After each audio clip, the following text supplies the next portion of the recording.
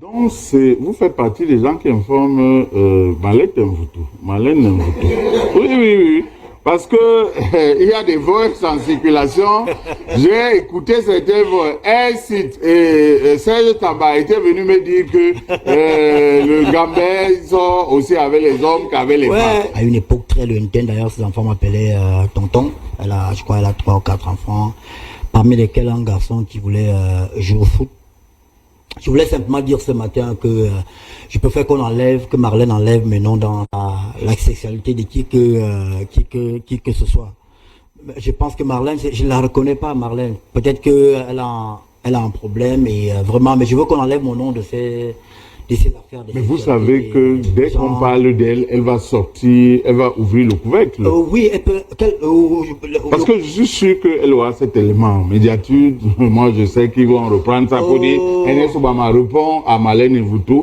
Et là, elle va donc décider de se mettre à table. Écoutez, Armand, elle peut se mettre à table, dire tout ce qu'elle veut.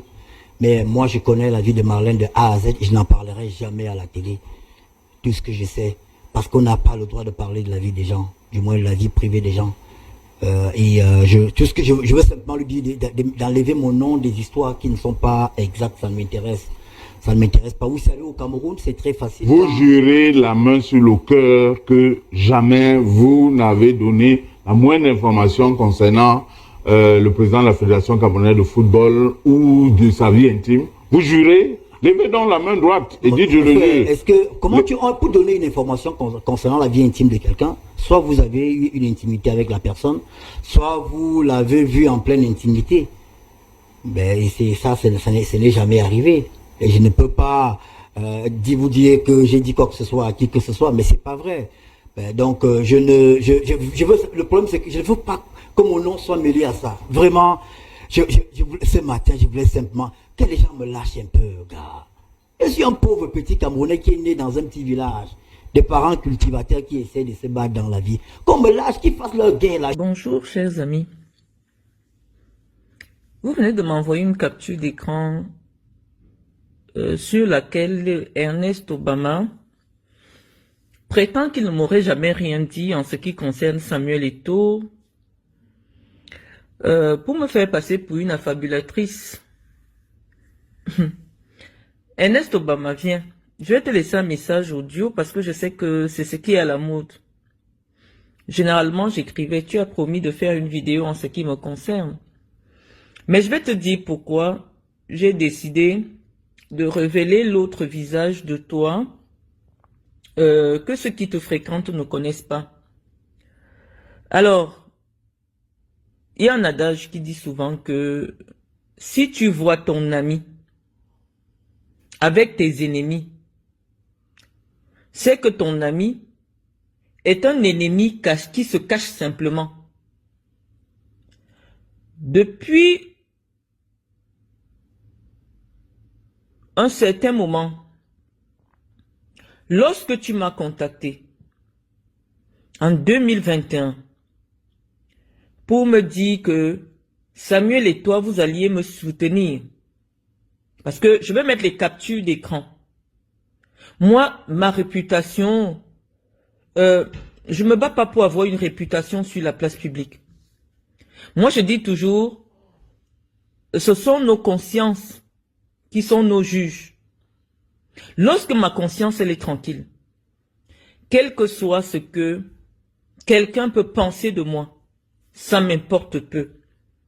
Si je me préoccupais de l'image que je renvoie, de ce que les gens pensent de moi, ah non, il y a longtemps que je vivrais en recluse quelque part.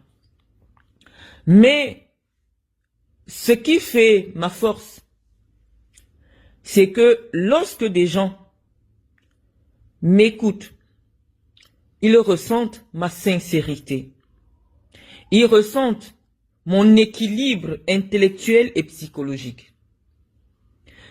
Il n'y a pas de raison que je me lève pour rien et je dis que tu m'as dit, toi, que Samuel Eto'o t'a envoyé couvrir le salon de coiffure de Coco Emilia puisque c'est sa maîtresse. Je m'arrête d'abord à ce premier plan. Étais-tu à l'inauguration du salon de coiffure de Coco Emilia? Si c'est oui, je n'avais aucun moyen de le savoir, puisque personne ne t'a vu à la télé. Moi, personnellement, je ne t'avais pas vu. Je ne savais pas qu'il y avait une quelconque relation entre Samuel Eto'o et Coco Emilia. Tu m'as dit que tu t'y es rendu parce que c'est la femme de Samuel. Maintenant, Samuel Eto'o, au fond de lui, et Coco Emilia savent s'ils avaient une relation ou non. Tu m'as dit qu'en même temps, elle est la maîtresse de Mwele Kombi. Mwele Kombi vit, Samuel Eto'o vit, Coco Emilia vit. Si il est vrai qu'il y a eu ce trio a existé, c'est eux. Mais voilà ce que tu m'as dit. Et je n'ai pas besoin de jurer, puisque tu sais que tu me l'as dit. Maintenant, je comprends. Comme j'ai dit dans mon message, tu es un homme, mais qui a un esprit de femme.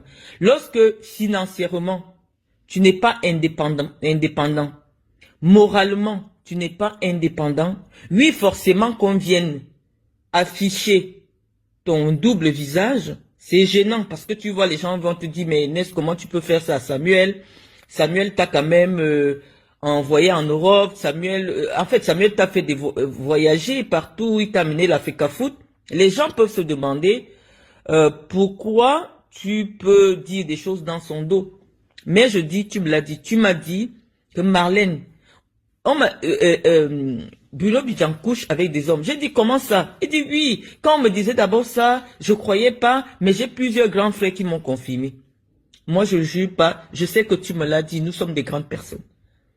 Tu me l'as dit. Que tu viennes aujourd'hui nier. Oui, on est dans le domaine de la communication. On est dans le domaine de la communication. Il est question que tu viennes laver ton image. Mais je dis que tu me l'as dit. Maintenant, en ce qui concerne la sexualité de Samuel Eto'o, la mère de son enfant, les faits sont dans les journaux. Maria Pineda, la mère de Étienne Eto'o. Elle m'a téléphoné. Elle m'a dit qu'il y avait, on avait découvert que son fils Étienne, le fils de Samuel Eto'o, Étienne, était régulièrement violé, par l'anus. Ils se sont rendus chez le médecin. Comme ils habitaient avec Sonor, les faits sont dans la presse espagnole. Donc c'est pas de la diffamation, c'est pas des affabulations. Les faits sont dans la presse.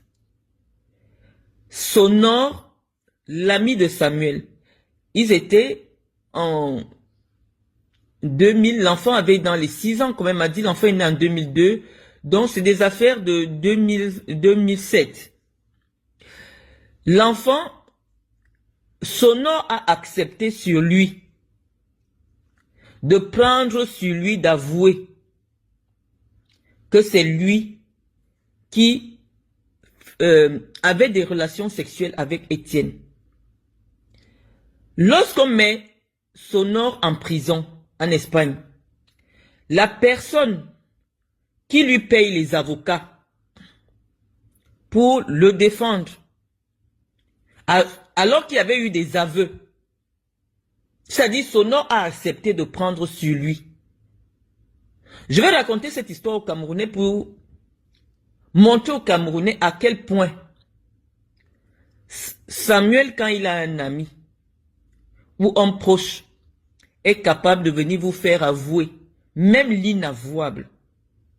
Oui, Obama, tu peux te lever aujourd'hui, tu n'as plus aucun intérêt avec moi. Moi, je te donne plus l'argent. Je ne peux pas t'aider actuellement au Cameroun. Donc, socialement, financièrement, tu n'as pas besoin de moi. Donc, tu peux venir dire, non, je n'étais pas dit ça, Marlène Mvutu. Mais à un moment de ta vie, financièrement, socialement, tu vivais grâce à moi. Et donc, à un moment donné, tu avais besoin de me dire des choses. Et je vais mettre la capture d'écran. Parce que tu aurais eu besoin d'une enveloppe de 50 000. Oh, Hilton, tu m'as demandé l'argent. Tu m'as dit, Marlène, je suis foiré. J'ai compté. Je vais même mettre la capture d'écran. Chaque fois que tu m'as demandé de l'argent, je t'ai envoyé, je t'ai donné. Donc, aujourd'hui, je ne suis pas là pour te payer. Donc, forcément, tu ne peux pas te gâter. Parce que le simple fait que je révèle, ce n'est pas seulement avec Samuel que tu peux être mal. C'est tous les aînés dont tu connais les histoires et que tu m'as souvent raconté. Tu m'as dit beaucoup de choses, Ernest. J'ai seulement raconté la partie de Samuel. Mais je revenais pour dire aux Camerounais que Sonore, le fameux Sonore qu'on retrouve dans le livre Revenge Porn qui faisait des partous avec Samuel Eto'o, dans cette affaire qui a été jugée par le tribunal espagnol, il a avoué avoir entretenu avoir fait subir des services sexuels à Étienne, le fils de Samuel Eto'o. Et c'est Samuel Eto'o qui lui payait des avocats pour se défendre. Lorsqu'il est sorti de prison, puisque moi je les ai vus encore ensemble en Afrique du Sud, je les ai vus partout, on les a vus partout, il a continué à marcher avec Sonore. Et donc la mère de l'enfant m'appelle, elle me dit, Marlène, est-ce que tu trouves normal que quelqu'un avoue avoir eu des rapports sexuels, avoir déviergé ton fils, et il sort de prison, toi tu continues à marcher avec lui? Ça signifie que Sonore s'était sacrifié pour couvrir Samuel. Sonore a sacrifié sa vie à lui. Il est allé en prison pour sauver l'image de Samuel Eto'o. Oui, les amis de Samuel sont capables de faire des choses. Mais lorsque j'ai vu, je t'ai dit à toi que Kadi et Qualité sont venus m'agresser. Tu m'as dit que Samuel n'est pas au courant. Tu connais Samuel. On en a discuté au téléphone. Si Samuel avait un problème avec toi, il t'aurait dit ou il t'aurait fait savoir. La deuxième fois qu'ils ont tenté de me faire agresser à Saint-Mélima, on a discuté, toi et moi, au téléphone. Et je me suis dit, si ces gens sont ennemis avec moi, et que Ernest marche avec eux, forcément Ernest serait mon ennemi. Ce que j'ai fait, je t'ai bloqué de mes téléphones depuis 2021. Je t'ai plus jamais adressé la parole. Parce que je pense que chaque homme doit avoir la dignité et avoir l'honnêteté. Si aujourd'hui tu viens dire, Marlène Mvoutou, je ne t'ai jamais rien dit. Oh Ernest, qu'est-ce que ça peut me faire? Moi, je sais ce que tu m'as dit. Et tu sais que quand tu me dis quelque chose, je vais le dire publiquement. Parce que moi, je ne suis pas dans le Congo, ça. Personne ne m'a jamais pris en flagrant délit de Congossa, de commérage, de colportage, que ce soit dans les téléphones, que ce soit dans la vie réelle. Non, je ne colporte pas entre les gens. Tous ceux qui me connaissent savent que lorsqu'on me raconte des choses, j'écoute seulement, je n'ajoute pas. Mais si tu me dis quelque chose, sois sûr de l'assumer publiquement un jour, parce que moi, tout ce que je sais, je trahis pas les secrets des gens, puisque je n'ai jamais trahi un secret en ce qui te concerne. J'ai parlé de ce que tu m'as dit, de la sexualité de Samuel Eto'o, parce que Tamba est venu me répondre sur ma sexualité. Je crois que tu connais l'entourage de Samuel Eto'o. Si tu avais voulu que cette affaire s'arrête, tu aurais téléphoné à Tamba pour dire « Arrête de harceler Marlène sur les réseaux sociaux ». Tu as été un ami proche à moi. Nous avons traîné ensemble. Je t'ai toujours prouvé ma loyauté. Je me suis mise dans des problèmes avec Amougou Belinga lorsque Amougou Belinga t'a jeté en prison. Et tu n'as en cellule. Et tu n'as pas hésité à me remercier. Parce que j'ai été la seule, face à un homme puissant, à prendre la parole pour dire à Amougou Belinga que moi, c'est moi qui te payais le transport quand tu as commencé à venir animer à Vision 4. Vision 4 n'avait pas... Tu marchais avec... J'avais même posté la photo où tu partais manger du manioc avec la sauce avec Amougou Belinga. Il n'avait pas un radis. J'ai eu le courage de le rappeler à un homme et tout le Cameroun s'est levé pour dire que tu as attaqué l'homme le plus dangereux du Cameroun. Si c'est sur Amougou Belinga que tu es arrivé, il va te faire arrêter, il va te faire tuer. J'ai pris ce courage sur moi parce que je défendais un ami. C'était pas mon problème. Je pouvais dire, oh, j'ai mes intérêts avec Amougou Belinga. Amougou Belinga, quand il me voit, il me donne 5 millions. Non, j'ai pas pensé à ça. J'ai pensé que moi, j'ai marché avec toi. Tu étais à pied. Tu n'avais même pas l'argent de transport. Chaque fois qu'on était ensemble, dès qu'on finit, je te donne 10 000, je te donne 20 000. J'étais connu à -1. Il n'y a jamais eu une affaire de sexe entre toi et moi.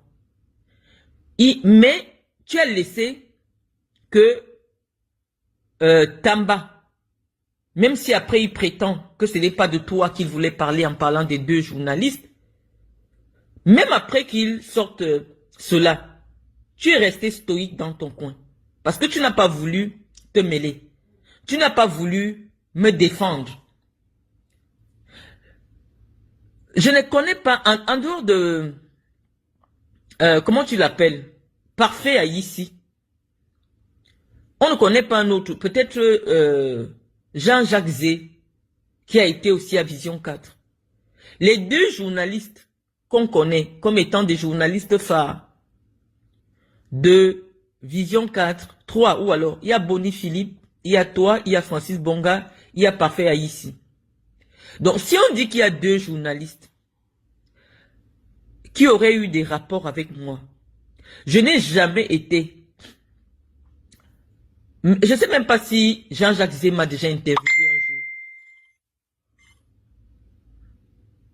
Je n'ai jamais été dans un lieu public ou privé avec Jean-Jacques Zé. Je n'ai jamais été dans un lieu public ou privé avec Bonnie Philippe. D'ailleurs, tout le monde connaît mon animosité avec Parfait Haïssi. Hein? Je pense que c'est à cause de toi. Parfait Haïssi, tout le monde sait que non, je l'ai insulté publiquement. On n'a jamais été proches. Donc, il reste 2 journalistes avec qui on m'a vu traîner partout, que ce soit au Cameroun ou à l'étranger. Et donc, forcément, lorsque un proche de Samuel Eto'o, qui serait aussi forcément quelqu'un qui t'est proche, se lève pour prétendre que j'aurais eu des rapports intimes avec 2 journalistes au même moment de Vision 4, tu devais savoir que l'escalade allait être inarrêtable parce que il commençait à s'attaquer à ma dignité. Et lorsque quelqu'un s'attaque à ma dignité, même si c'est ma mère, je vais la sacrifier. Et donc oui, j'ai décidé de t'exposer.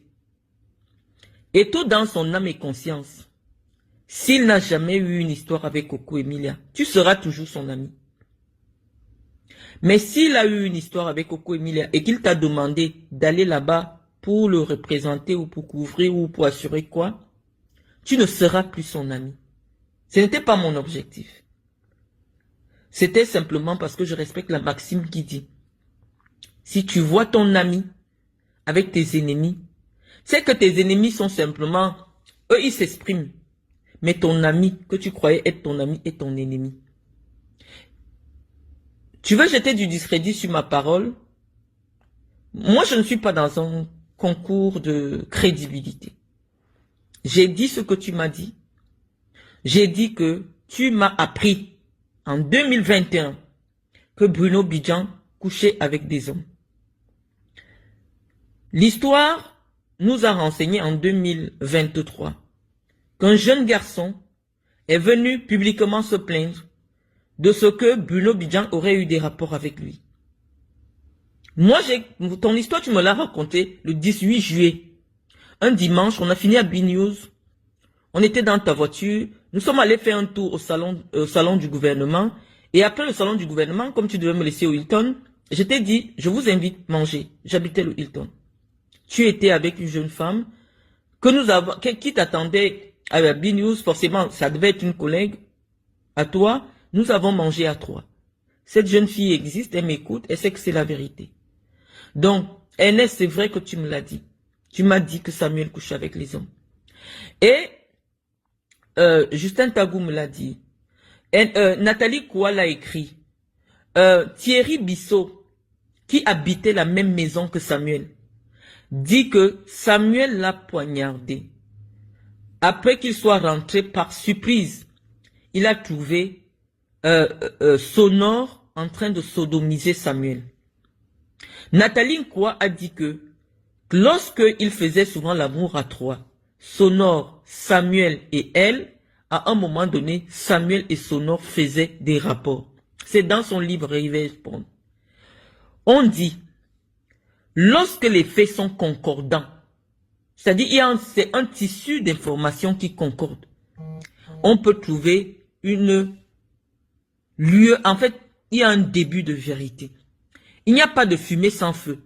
On ne peut pas se lever et une seule personne, c'est-à-dire même sur son propre enfant, il y a une décision de justice qui dit que l'enfant a subi des rapports sexuels à l'intérieur de la maison de son père et c'est l'ami intime de son père qui est parti prendre ça sur lui et il a été condamné par la justice.